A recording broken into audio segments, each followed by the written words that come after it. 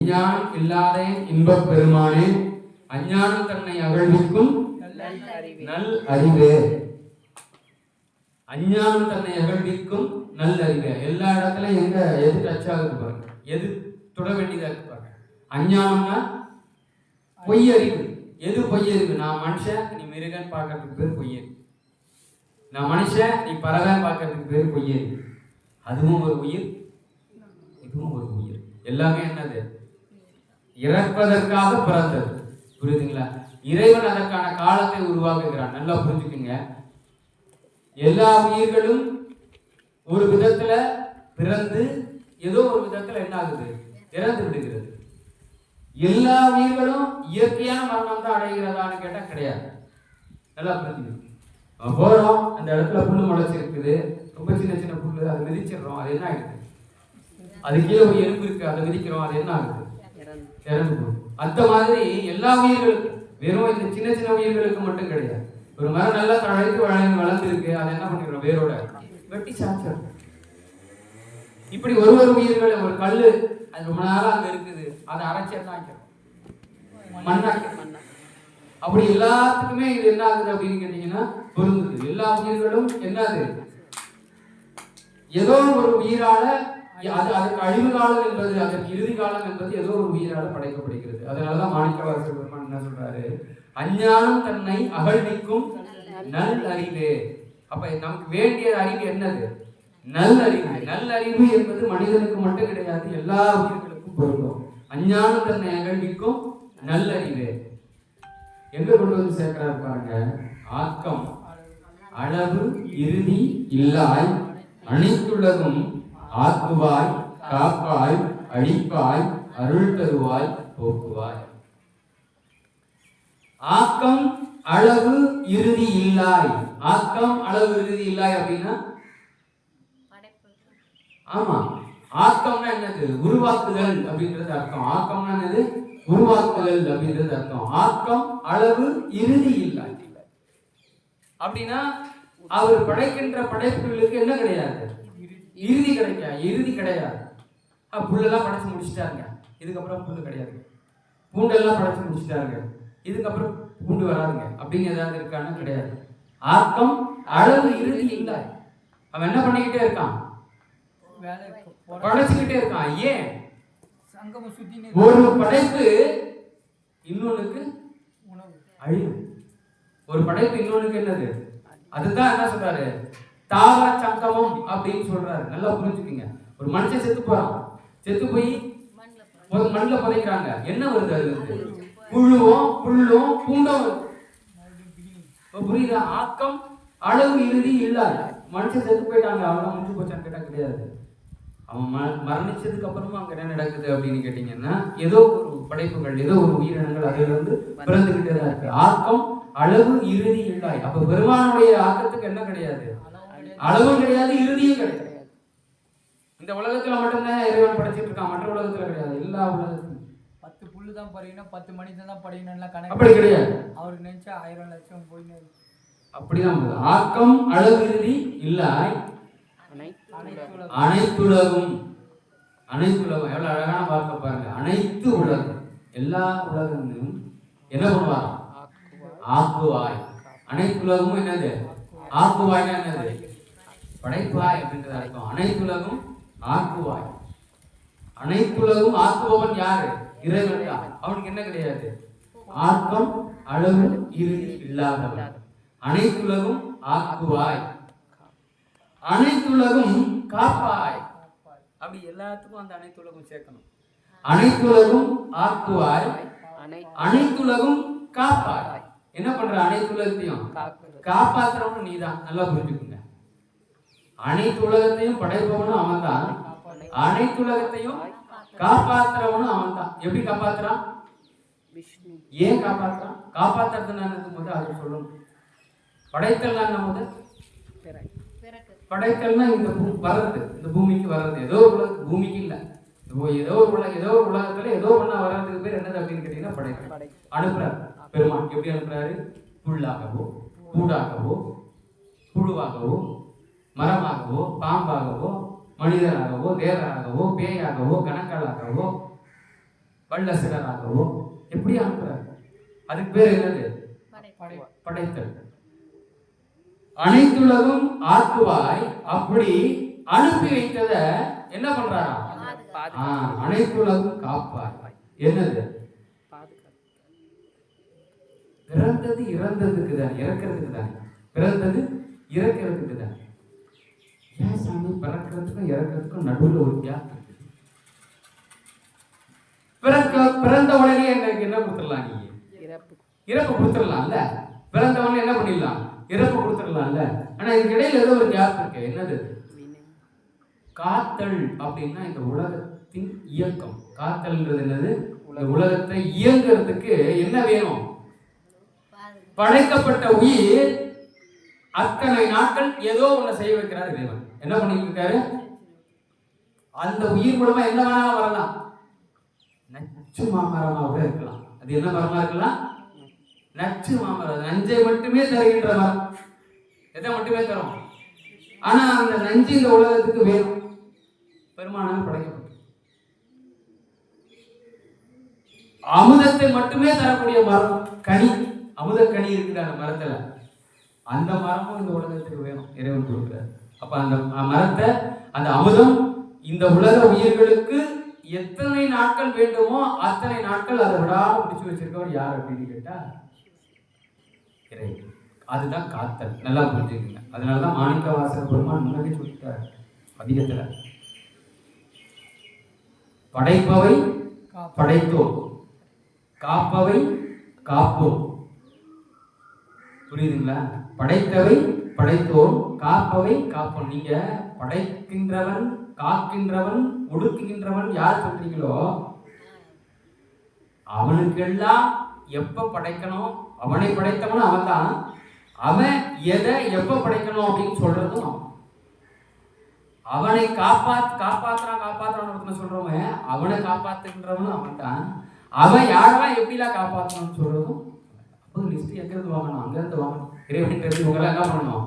ஐயா இவருக்கு என்னையா செய்யணும்? வந்துட்டார் இந்த பூமிக்கு, நாயா பிறந்திருக்காரு, நரியா பிறந்திருக்காரு, மனுஷனா பிறந்திருக்காரு, பேயா பிறந்திருக்காரு, எப்படியோ பிறந்திருக்காரு, ஏதோ ஒரு உருவத்தில் வந்திருக்காரு. இவருக்கு என்னங்க பண்ணணும்? காப்பா. அதை நல்லா புரிஞ்சுக்கணும். ஆக்கம் அளவிறுதி இல்லாத இறைவன் அனைத்துலகத்தையும் ஆக்குகின்றான், அனைத்துலகத்தையும் காப்பாற்றுகின்றான், காக்கின்றான். காப்பாற்றுகின்றான் நல்லா புரிஞ்சுக்குங்க. தப்பி கேட்கறது இல்ல. காப்பாற்றுதுன்றது என்னது? அந்த உயிரினுடைய இயக்கத்தை இறைவன் முடிவு செய்கிறான். அந்த உயிர் எதற்காக படைக்கப்பட்டிருக்கிறதோ அதுக்கு பேர் தான் காத்தல். நல்லா புரிஞ்சுக்குங்க. அப்படின்னா என்ன பண்ண? காப்பாத்துறதுன்னா என்னது? இந்த உலகத்துல ஏதாவது கொடிய விலங்குகளோ கொடிய தாவரமோ இருக்குன்னா அதெல்லாம் என்ன ஆக்கிடணும்? இறைவனால் அழிக்கப்பட வேண்டும். அப்படி ஆகுதான்னு கேட்டா இல்ல. அதுக்குரிய வேலையை செஞ்சுட்டு அது போதும். அதுக்குரிய வேலையை செஞ்சுட்டு அது போதும். அப்ப காத்தல் என்பது என்னது அப்படின்னு கேட்டீங்கன்னா இயக்கம். நல்லா புரிஞ்சுக்குங்க. படைக்கின்ற இறைவன் வண்டியை வாங்கிட்டாரு, வண்டியை தயாரிச்சுட்டாரு. அந்த வண்டி என்ன பண்ணணும்? ஓட்டணும். அந்த வண்டியை உபயோகிக்கணும். உபயோகிக்கிறதுக்கு பேர் என்னது அப்படின்னு கேட்டீங்கன்னா காத்தல். அந்த வண்டி ஓடும் பொழுது கீழே இருக்கக்கூடிய எத்தனையோ பூச்சிகளை நசுக்கிட்டு போயிருது. புரியுதா? ஆனா அதுதான் இயல்பு. நல்லா புரிஞ்சுக்கணும். அப்ப அனைத்துலகும் ஆக்குவாய், அனைத்துலகும் காப்பாய், அனைத்துலகும் அனைத்துலகும் வேலை. எதுக்கு இந்த வேலையை செய்யணும்? அனைத்துலகும் அழிப்பாய் அப்படிங்கிறார். நல்லா புரிஞ்சுக்கீங்க. ஏன் அழிக்கணும்? நம்ம இதான் ஆரம்பிக்கும் போது சொன்னோம். ஒரு தன்மையின் தோற்றம் என்பது மற்றொரு தன்மையின் அழிவு. ஆக்கத்துல என்ன இருக்கும்? ஒரு ஆக்கம் உருவாக்கணுங்க. நல்லா புரிஞ்சுக்கங்க. ரொம்ப எளிமையா சொல்லணும் அப்படின்னா அரிசியோட அழிவு தான் என்னது? அரிசியா இருக்குங்க, அதை சமைக்கிறீங்க, என்னவா மாறுது? அது சாப்பாடு சோறா மாறினதுக்கு அப்புறம் அது அரிசின்னு சொல்வீங்களா? சோறா மாறினதுக்கு அப்புறம் சோறா மாறினதுக்கு அப்புறம் அரிசின்னு சொல்ல முடியுமா? நெல்லு. நெல்லுக்கு முன்னாடி அது வேற கதிர். அப்படி என்ன இதுல இருந்து புரிஞ்சுக்கணும் அப்படின்னு கேட்டீங்கன்னா ஒண்ணு உருவாகும் பொழுது இன்னொன்று மற்றொன்று என்ன ஆக்கப்படுகிறது? மறைக்கப்படுகிறது, அழிக்கப்படுகிறது, இல்லாமல் ஆக்கப்படுகிறது. நல்லா புரிஞ்சுக்கணும். ஒண்ணு உருவாகும் போது இன்னொன்று என்ன ஆக்கப்படுகிறது? இல்லாமல் ஆக்கப்படுகிறது. அப்ப பெருமாள் என்ன பண்றாரு? ஆக்குவாய், காப்பாய், அழிப்பாய். ஏன் அழிக்கிறது எதுக்கு? இன்னொன்னு உருவாக்கணும். அதற்காக என்ன செய்யறாரு பெருமான் அப்படின்னு கேட்டா அழிக்கிறார். அப்ப நல்லா புரிஞ்சுக்கீங்க, அழித்தல் எப்படி படைத்தல் என்பது இயல்போ, எப்படி காத்தல் என்பது இயல்போ, அப்படி அழித்தல் என்பதும் என்னது இயல்பு, நடந்தே தீர வேண்டும். அப்படியே உட்காந்துட்டு அவர் முன்னாடி போயிட்டு பெருமான இன்னொரு 1000 வருஷம் நான் இந்த உலகத்துல வாழ்ந்தே திறனுச்சான் கேட்க வேண்டிய அவசியம் கிடையாது. நல்லா புரிஞ்சுக்கோங்க. இயல்பு அப்படிங்கிறாரு மாணிக்கவாசக பெருமான். அனைத்துலகும் ஆக்குவாய், அனைத்துலகும் காப்பாய், அனைத்துலகும் அழிப்பாய், அனைத்துலகும் அழிப்பாய், அனைத்துலகும் அருள் தருவாய், அனைத்துலகும் அருள் தருவாய். என்ன அருள்? அருள் தந்தா நமக்கு என்ன நடக்கும்? அனைத்துலகும் அருள் தருவாய் அப்படின்றார். நல்லா புரிஞ்சுக்கோங்க. அனைத்துலகும் ஆக்குவாய், அனைத்துலகும் காப்பாய், அனைத்துலகும் அழிப்பாய். இந்த 3 செஞ்சார்ல, அனைத்துலகும் அருள் தருவதுதான். இந்த 3 வேலை நடந்தது பாருங்க. எப்படி நடக்குது? அவனுடைய திருவருளாலே இதெல்லாம் நடக்குது. எனக்கு அறிவு வருதோ அறிவு இல்லாம போறதோ அவனுடைய திருவருள். நான் இங்க வந்து மனிதனாய் படைக்கப்பட்டு இறைவனால் மனிதனாகவே காக்கப்பட்டு இறைவனால் மனிதனாகவே மரணிக்கின்றேன் என்றால் அது யாருடைய அருள்? யாருடைய செயல்? இறைவனுடைய திருவருள். அனைத்துலகும் அருள் தருவாய். நல்லா புரிஞ்சுக்கீங்க ஐயா. அந்த உலகத்துல இருந்தவங்கலாம் எனக்கு புறப்புங்க, அவங்களுக்குலாம் கிடையாதுங்க அருள், உங்களுக்கு மட்டும்தான் அருள் அப்படின்னு ஏதாவது பிரிச்சு தரான்னு கேட்டா கிடையாது. அனைத்துலகும் அருள் தருவாய். பெருமானுடைய பெருங்கருணை, பெருமானுடைய திருவருள் தான் என்ன பண்ணுது? நம்மை நாம வாழ வைத்துக் கொண்டிருக்கிறது. நாம் என்னவோ, நாம்னா நம்மளை மட்டும் நான் சொல்லிக்கல, இந்த உலகத்தில் இருக்கக்கூடிய எல்லா உயிரினங்களுக்கும் அது பொருந்தும். இறைவன் அதற்குரிய பண்புகளோட படைத்திருக்கிறான். அந்த பண்புகளோடு அது வாழ்வதற்காக அவன் என்ன பண்ணிட்டு இருக்கான்? அருளை விடாது தருகின்றான். அருளை விடாது தருகின்றான். அவன் அருளாலே தான் அவனை வணங்குகின்றோம் என்று புரிந்து கொள்வதற்கு பேர் தான் தெளிவு. அது புரியாத வரைக்கும், இது புரியாமலே இறைவன் என்ன பண்ணிக்கிட்டு இருக்கான்? நமக்கு செஞ்சுக்கிட்டு இருக்கான்னு அர்த்தம். இது புரியும் பொழுது என்ன புரியுது நமக்கு? பெருமானே, நான் நினைச்சுக்கிட்டு இருந்தேன் உன் கோயிலுக்கு வந்து உன்னை வணங்கும் பொழுது நீ எனக்கு தருவதற்கு பெயர் தான் அருள் என்று. ஆனால் இல்ல, இத்தனை பிறவிகள் எடுத்தேயோ, அத்தனை பிறவிகளில் நீ என்னெல்லாம் சந்திச்சியோ, எதெல்லாம் கடந்தியோ, எதெல்லாம் கடத்தினியோ, அத்தனையும் நான் செஞ்சது தான்டா அப்படிங்கிறத புரிய வைப்பாரா இறைவன். அதுக்கு பேர் என்னது? அனைத்துலகும் அருள் தருவாய். அனைத்துலகும் அருள் தருவாய். அழகா அடுத்த வார்த்தை போடுறாரு. என்னது? அனைத்துலகும் போக்குவாய். அனைத்துலகும் போக்குவாய். போக்குதல் அப்படின்னா போக்குதல்னா என்னது?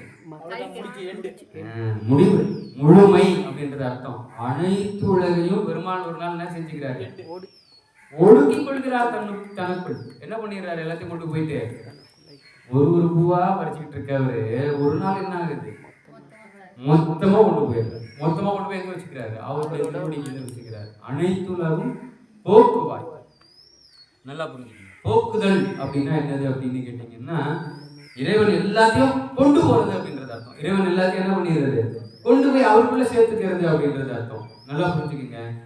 5 தொழில்களை உடையவன் இறைவன். பல இடங்கள்ல இருக்கு, நமக்கு எல்லாருமே நம்ம பேசியிருக்கோம். ஒண்ணு படைத்தல், இன்னொன்னு காத்தல், இன்னொன்னு படைத்தல், காத்தல், அழித்தல், அருளல், மறைத்தல். நல்லா புரிஞ்சுக்குங்க. ஒவ்வொன்றும் ஒரு படி. படைத்தல் என்பது எல்லாருக்குமே தெரியும். ஆமாங்க, சாமி தாங்க படைக்கிறார், அவருக்கு பேர் இதுங்க அப்படின்னு சொல்லி பெருமாள் தாங்க எல்லாரையும் என்ன பண்ணிட்டு இருக்காரு? காப்பாத்திட்டு இருக்காரு. அதுக்கு ஒரு அந்த கடவுளுக்கு ஒரு பேர், அவர் காப்பாத்துறாருங்க அப்படின்னு சொல்லிடுறோம்.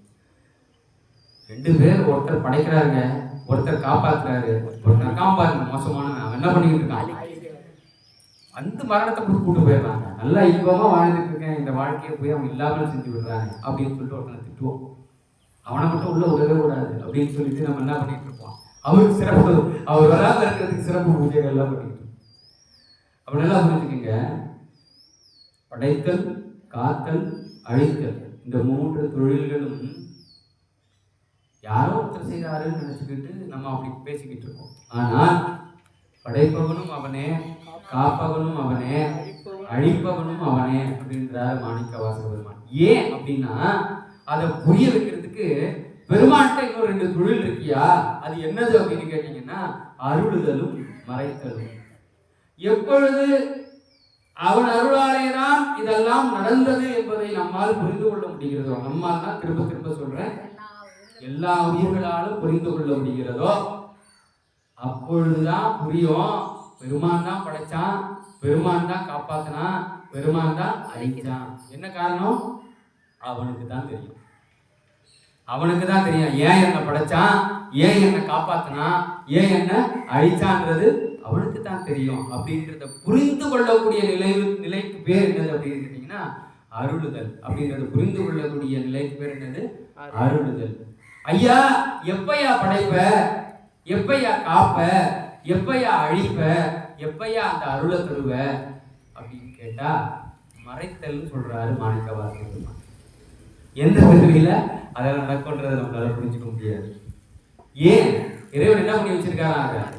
மறைத்து வைத்திருக்கிறார். அனைத்துலகும் ஆக்குவாய், அனைத்துலகும் காப்பாய், அனைத்துலகும் அழிப்பாய், அனைத்துலகும் அருள் தருவாய், அனைத்துலகும் போக்குவாய். எப்பயா எல்லாரும் போக்குவ அப்படின்னு கேட்டா இறைவன் என்ன பண்ணி வச்சிருக்காரு? மறைச்சு வச்சிருக்காரு.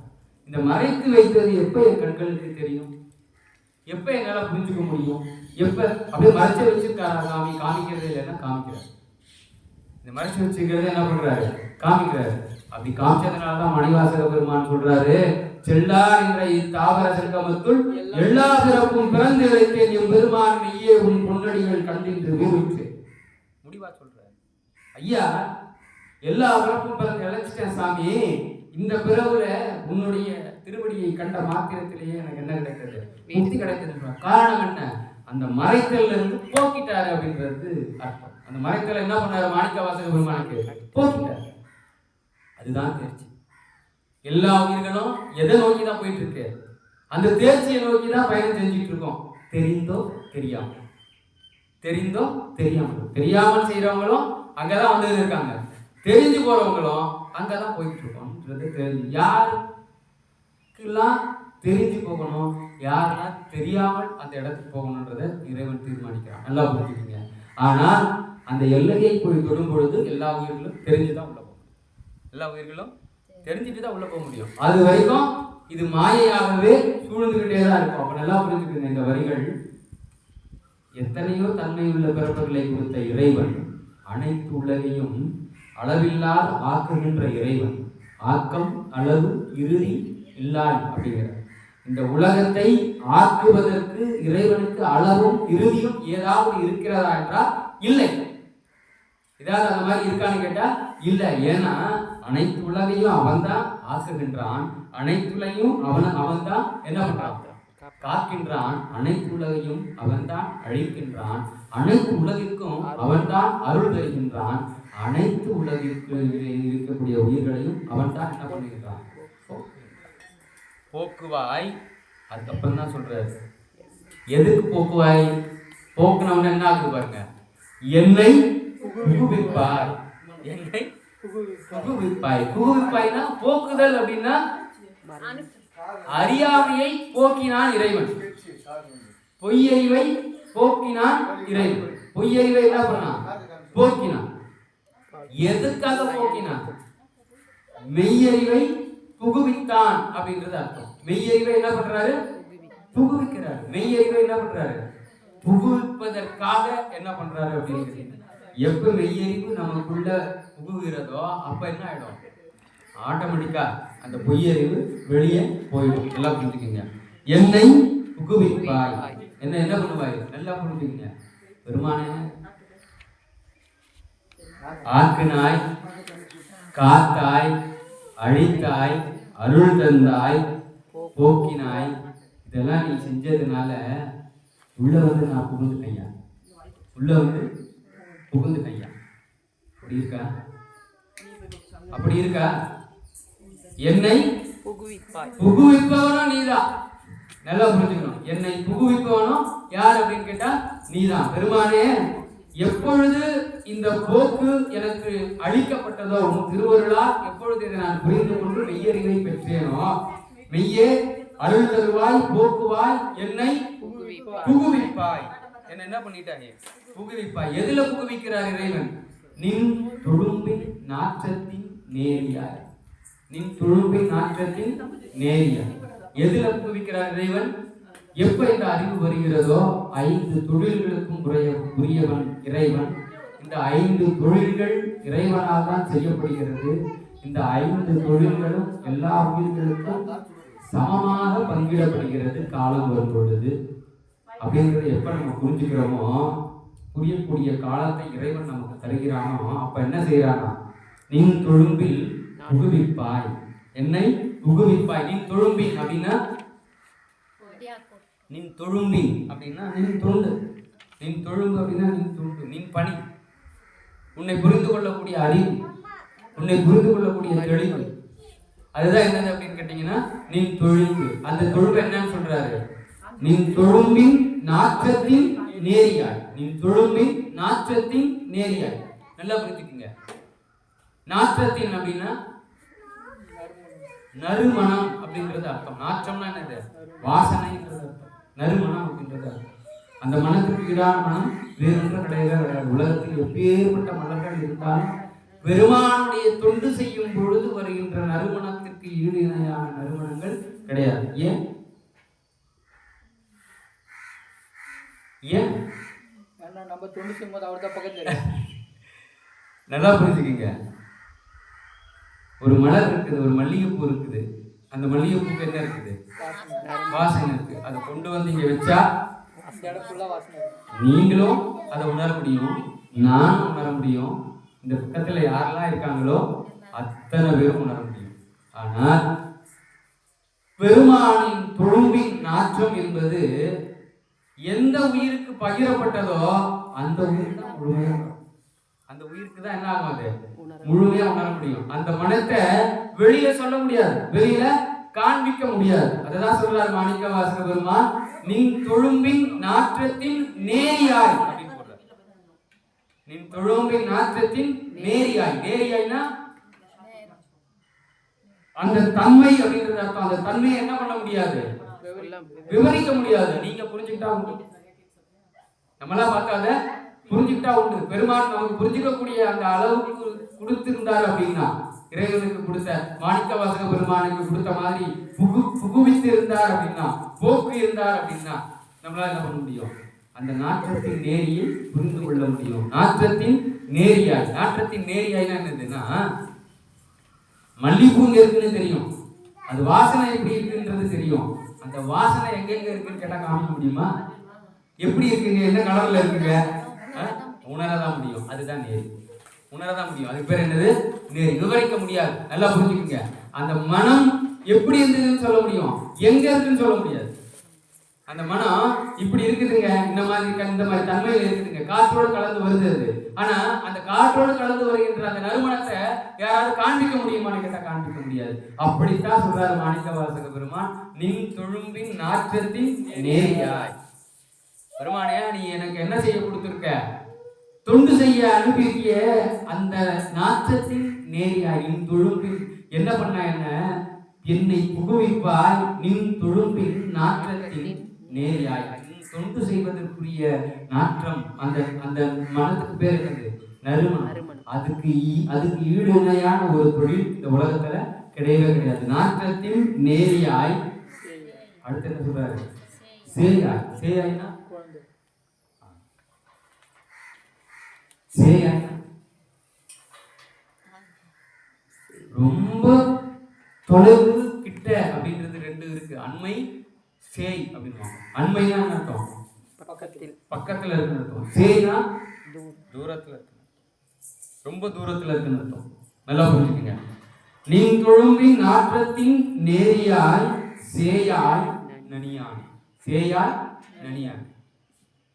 ஐயா, உன் தொழும்பு கிட்ட வந்துட்டேன், உன்னுடைய தொண்டு செய்வதற்கு நான் வந்து விட்டேன்.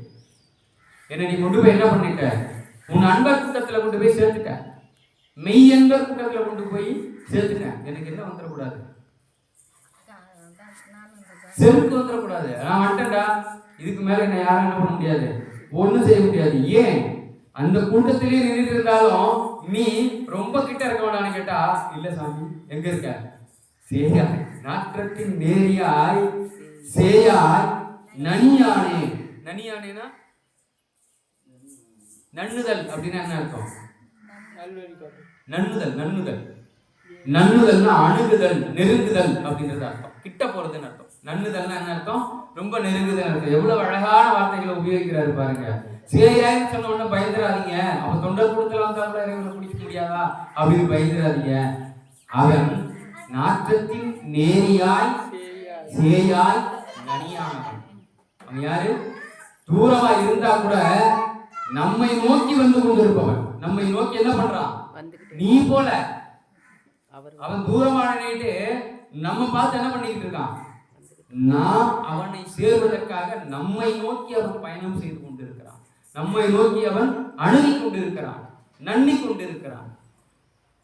அப்ப நீ தொழும்பின் நாற்றத்தின் நேரியாய் சேயாய் நனியானே எதுக்கு வரானா?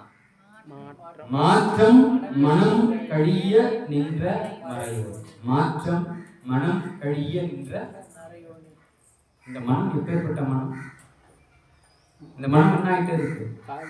காலையில 11 மணிக்கு ஆரம்பிச்சோம், ஒரு 2 மணி 2:30 மணி வரைக்கும் பேசுவோம். அதுக்கப்புறம் போய் வாழை இலையை போட்ட உடனே மனம் எங்க போகுது? என்ன சாப்பாடு, என்ன குழம்பு, என்ன கூட்டு, என்ன பொரியல், சாப்பிட்டு முடிச்ச உடனே எப்போ வண்டி எடுத்துட்டு நேரம் வீட்டுக்கு போவோம். அங்க போனவுடனே எப்போ கொஞ்ச நேரம் படுப்போம், அடுத்து டிவியை பார்க்கறது, அடுத்து என்ன ஆயிடுச்சு? இந்த மனம் மாறிடுச்சு. காரணம் என்ன அப்படின்னு கேட்டீங்கன்னா, பெருமா நம்மளை அடிச்சு புடிச்சு நகர்த்தி முள்ளமா எல்லாத்தையும் புரிய வச்சு போக்கு வித்து இந்த 11 மணிக்கு ஆரம்பிக்கும் பொழுது எல்லாம் போச்சு. ஏதாவது சிந்தனை உள்ள எல்லாம் போச்சு. எதுக்கு அப்படின்னு கேட்டீங்கன்னா, நம்மை புகுவிப்பதற்காக அவன் அந்த வேலையை செய்தான். நீங்க உள்ள வாழ எதுக்கு? நின் தொழும்பின் நாற்றத்தின் நேரியாய். அவனை பத்தியே பேசிக்கிட்டு இருக்கோம். திருவாசகத்தை பத்தி பேசும் பொழுதெல்லாம் அவனை பத்தி சிந்தனையே இருக்கு. நின் தொழும்பின் நாற்றத்தின் நேரியாய். எனக்கு நல்லா புரியுது பேசும் பொழுது. என்னது? இறைவன் அவ்வளவு சிறியவன் கிடையாது, சேயாய். அவன் யாரு? ரொம்ப தூரத்துக்கு, நம்ம இன்னும் பயணம் செய்ய வேண்டிய தூரம் அதிகம். அவன் எளியவன் தான். ஆனா நான் அதற்குரிய தகுதி இல்லாத, இன்னும் நான் பெற்ற தகுதி அது போதுமா அப்படின்னு கேட்டா கிடையாது. இன்னும் எள்ளளவு கூட நம்ம வரல. அப்ப இன்னும் போக வேண்டிய தூரம் அதிகம். அப்படி நான் யோசிக்கும் போது அவன் சேயாய் தெரிந்தான் எனக்கு. ஆனா அந்த கடமை எனக்கு இன்னொரு வார்த்தையை சொன்னான். என்னது?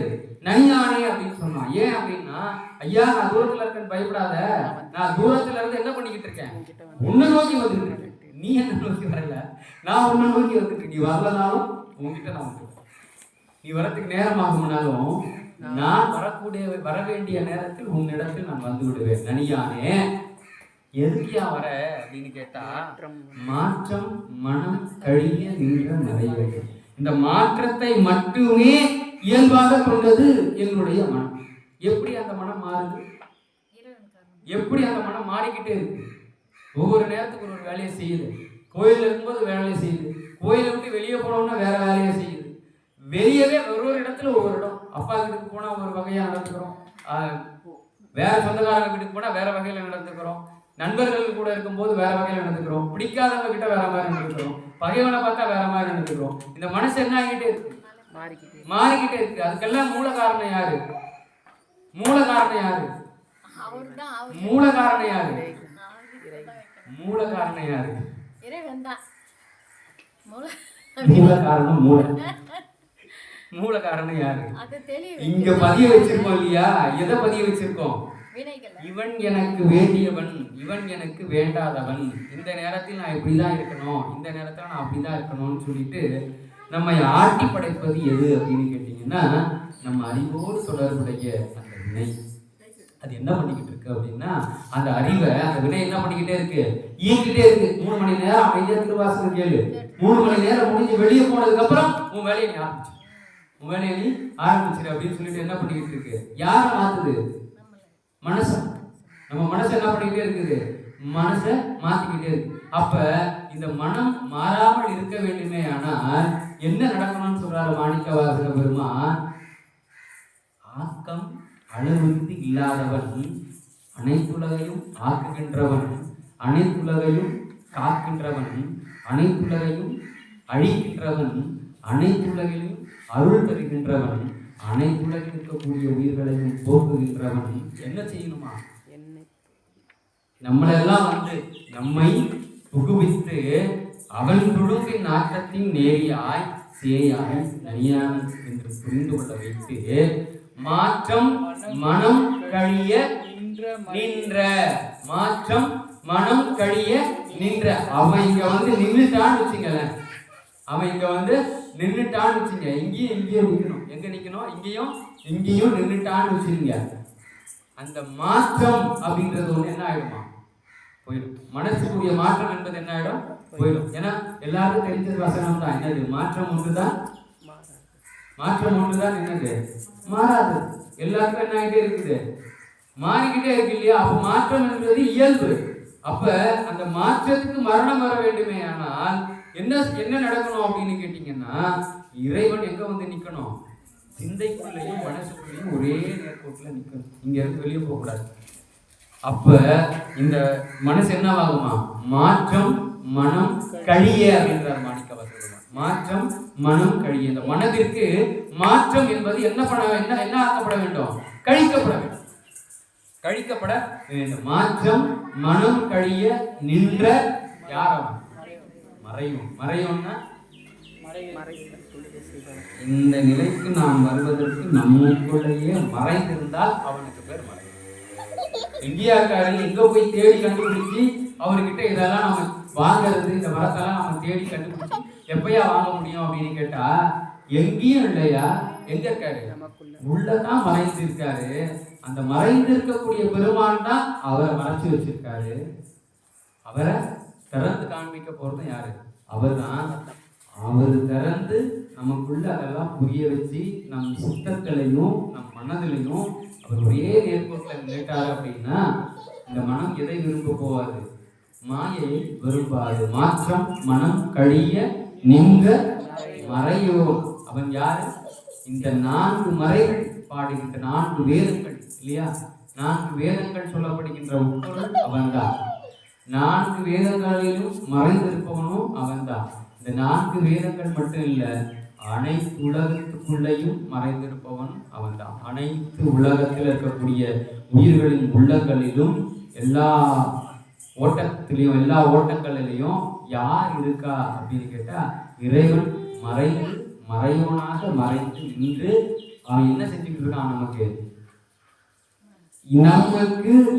கிட்ட எதெல்லாம் மறைச்சு வச்சானோ அதெல்லாம் ஒண்ணு ஒண்ணா என்ன பண்ணிக்கிட்டு இருக்கான்?